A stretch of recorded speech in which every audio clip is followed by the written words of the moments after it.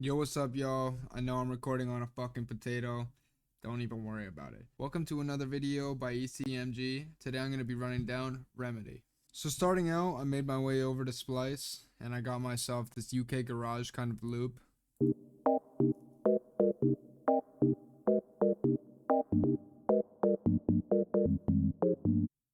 And I really like that outro right there, that doon doon doon doon doon doon doon. I ended up chopping and screwing it just a tiny bit and adding this at the end instead. So it just kind of all fits together.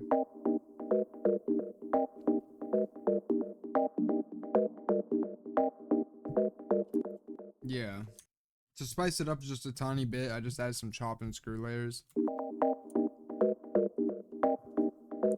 The next thing I did is I took this clip from up top, I consolidated it into its own clip, and I format shifted it up 1200 cents. Other than that, I went in here and I gave it its own mix, gave it kind of a thick mix. This is the side chain.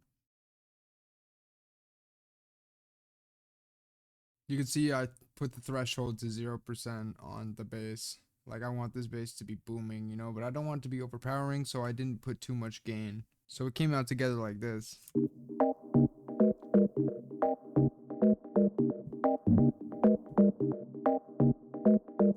That's not the only one though, because if you remember from the beginning, I took that other bass line and I created this one. If we go in here, it's obviously in the melody lows, so it has the same kind of thickness as that, you know, it just has a little bit more bounce. Under that, we have our last melody that kind of resonates throughout the beat. And along to this melody, I also have this effect. It's just the format shift. Basically, it just runs up and down.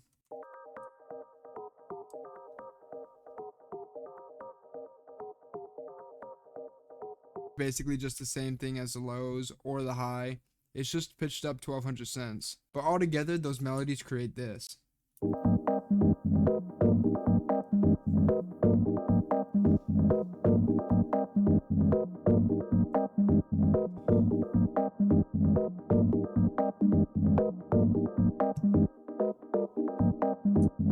And you can see right there, I like to utilize just cutting off the first quarter. I think a 16th. But yeah, I take that out to kind of create a little bit more bounce. See, because when this one runs back in, it sounds kind of bouncy.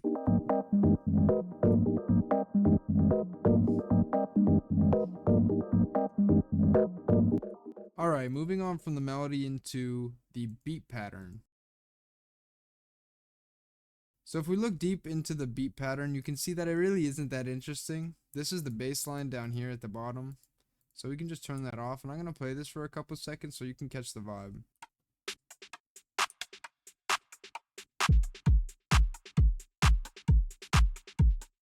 The bass down here follows the same as the melody lows. So if I turn all the other assessments off, you'll hear.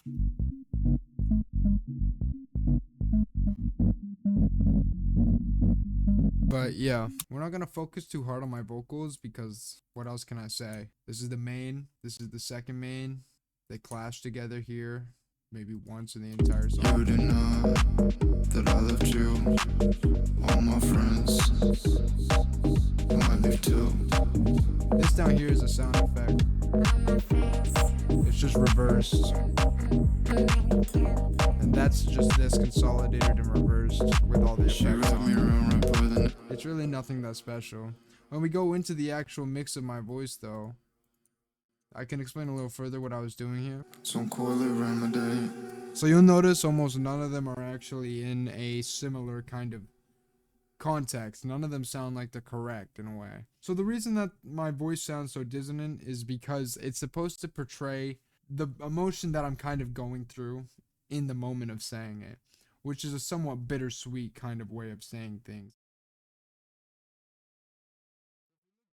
Lastly, for sound effects, it really wasn't anything that interesting. I mean, if we run over here to Courtau's tag, basically we have a reverb and delay on my tag that just kind of either make my voice spread out or make it faster. And the reason that my voice kind of trails up is actually from delay 3 itself, because for some reason, when you turn up the time, it makes your voice go faster. No, MGMT.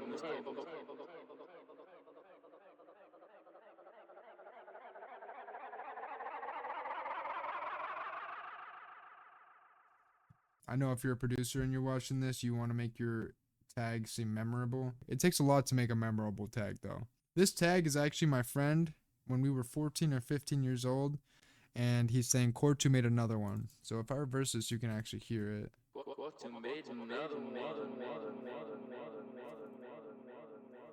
And that was my regular tag for a very long time until I just decided I was going to reverse it, because backwards it kind of sounds like...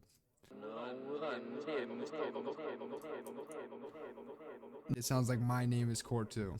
I know I didn't show off too much of the mix because I like to keep things a secret. But if we go through on each of these different things, the perfect distort is our kick. I just kind of give it some pump, thickened it up. Most of these other things were just kind of assets that needed to be turned down enough so they weren't peaking.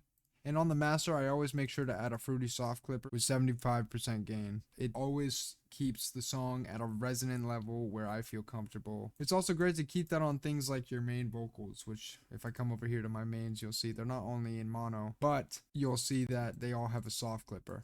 All of them. Over here is the limiter section, and these two limiters just connect to either the regular vocals or the harmony vocals. The limiters are just there so that when I route it to that track, I can make it more successfully loud without being too overpowering. But yeah, that's how I made Remedy, and I hope that you guys enjoyed this short little video and info. I hope that I could have given you guys some insight onto how to make your own techno or house music. This has been Courteau from ECMG signing off. Thank you. Bye-bye.